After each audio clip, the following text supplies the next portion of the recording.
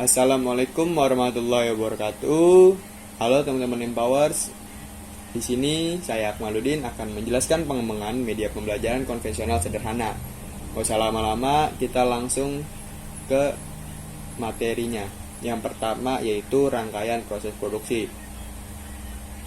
Rangkaian proses produksi yang pertama yaitu ada penilaian kebutuhan.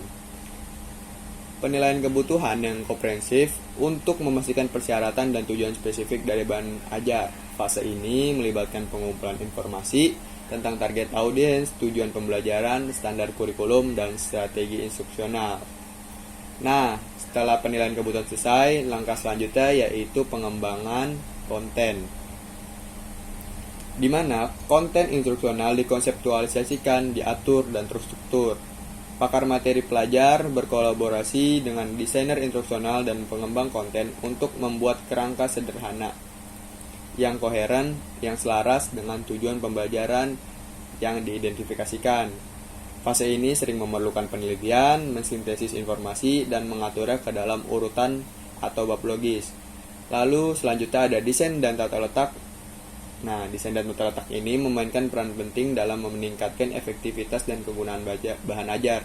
Selama fase ini, desain grafis dan seniman tata letak bekerja untuk membuat desain yang menarik secara visual dan ramah pengguna yang melengkapi konten instruksional. Nah, selanjutnya yaitu tahap menulis dan menyunting.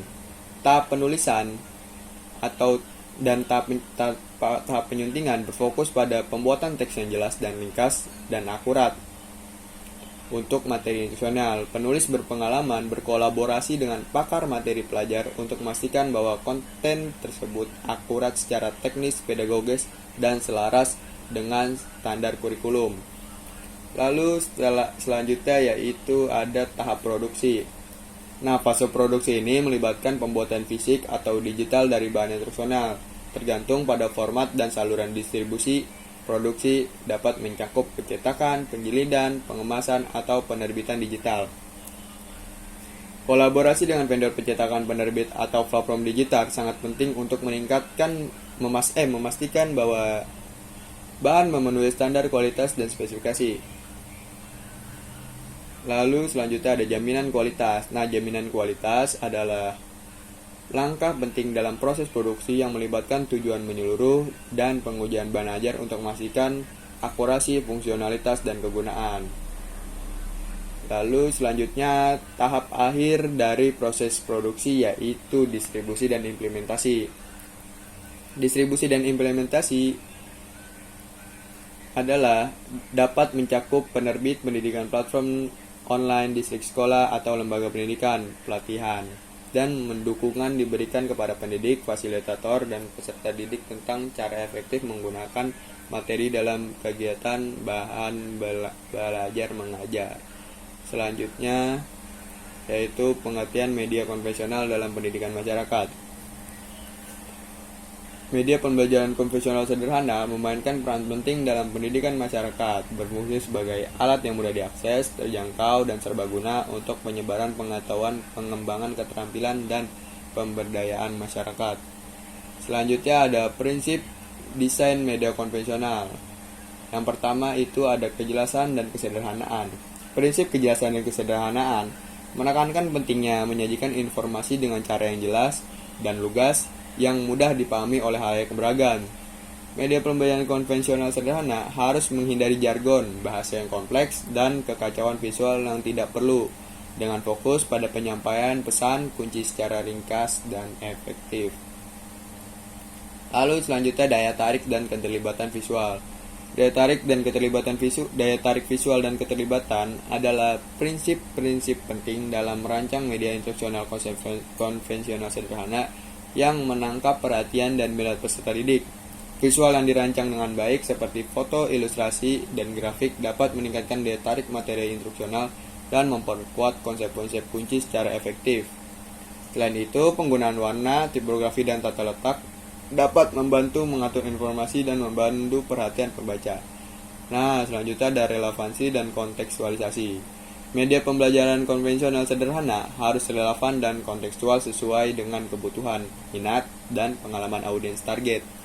Dengan mengatasi isu lokal, norma-norma budaya, dan prioritas masyarakat, materi pengajaran menjadi lebih bermakna dan berhubungan dengan peserta didik, meningkatkan keterlibatan dan memotivasi mereka untuk belajar. Lalu yang keempat ada interaktivitas dan partisipasi. Sementara media pembelajaran konvensional sederhana mungkin tidak memiliki fitur interaktif dari platform digital, mereka masih dapat mempromosikan interaktivitas dan partisipasi aktif di antara peserta didik melalui berbagai strategi desain. Dengan menggabungkan elemen interaktif seperti kuis, pertanyaan, refleksi, dan kegiatan langsung mendorong peserta didik untuk secara aktif terlibat dengan materi dan menerapkan pengetahuan mereka dalam konteks dunia nyata. Yang terakhir, yang selanjutnya ada aksesibilitas dan inklusivitas.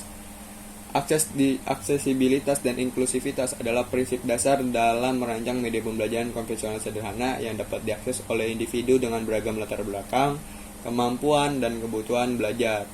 Bahan ajar harus dirancang dengan mempertimbangkan faktor-faktor seperti keterbacaan, kemahiran bahasa, dan kepekaan budaya untuk memastikan mereka dapat diakses oleh semua anggota masyarakat. Selain itu, menyediakan format alternatif seperti cetakan besar, rekaman audio, atau terjemahan dapat mengakomodasi individu dengan kebutuhan atau preferensi tertentu. Yang terakhir itu umpan balik dan iterasi. Prinsip umpan balik dan iterasi menekankan pentingnya mengumpulkan masukan dari peserta didik dan pemangku kepentingan selama proses desain dan memasukkan umpan balik untuk meningkatkan efektivitas dan relevansi bahan ajar. Pendidik komunitas harus mencari masukan dari peserta didik, anggota masyarakat, dan pemangku kepentingan terkait untuk memastikan bahwa materi pengajaran memenuhi kebutuhan dan preferensi mereka. Oke, slide selanjutnya ada pemanfaatan media cetak dalam pendidikan masyarakat. Pemanfaatan media pembelajaran konvensional cetak sederhana memainkan peran penting dalam pendidikan masyarakat, seperti menyediakan sumber daya yang mudah diakses dan nyata, yang mendukung pembelajaran, mempromosikan keterlibatan, dan mendorong pemberdayaan masyarakat.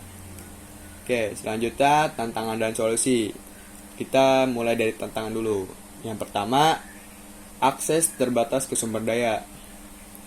Salah satu tantangan utama yang terkait dengan pemanfaatan media konvensional dalam pendidikan masyarakat adalah terbatasnya akses ke sumber daya.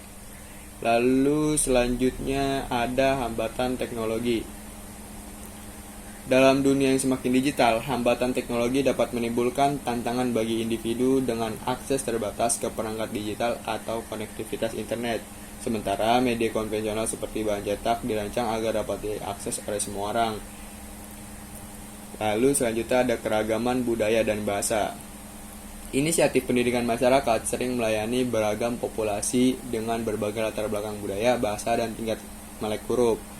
Merancang materi cetak yang peka budaya sesuai bahasa dan dapat diakses oleh beragam audiens dapat menjadi tantangan. Selanjutnya itu keberlanjutan dan masalah lingkungan. Produksi dan distribusi media konvensional, khususnya bahan cetak, memiliki implikasi lingkungan dalam hal konsumsi sumber daya, timbulan limbah, dan emisi karbon. Pendidik komunitas harus menyeimbangkan manfaat menggunakan bahan cetak dengan mempertimbangkan lingkungan dan tujuan keberlanjutan. Selanjutnya kita lanjut di solusi. Nah, pertama solusinya itu kemitraan kolaboratif. Kemitraan kolaboratif dengan organisasi lokal, bisnis, dan pemangku kepentingan dapat membantu mengatasi keterbatasan sumber daya dan meningkatkan efektivitas inisiatif pendidikan masyarakat. Selanjutnya itu pendekatan hibrida. Merangkul pendekatan hibrida yang mengintegrasikan media konvensional dengan teknologi digital dapat meningkatkan aksesibilitas dan keterlibatan di antara anggota masyarakat yang beragam. Selanjutnya ada kompetensi budaya dan lokalisasi. Memprioritaskan kompetensi budaya dan lokalisasi dalam desain dan pengembangan bahan cetak sangat penting untuk memastikan relevansi dan inklusivitas pendidikan komunitas. Oke, lanjut. Mengintegrasikan media konvensional dengan teknologi digital. Integrasi media konvensional dengan teknologi digital menghadirkan peluang menarik untuk merevolusi pendidikan masyarakat dan memberdayakan peserta didik dengan pengalaman belajar yang dapat diakses, menarik, dan dipersonalisasikan. Nah, kira-kira begitu penjelasan dari saya. Kurang lebihnya mohon maaf. Wassalamualaikum warahmatullahi wabarakatuh.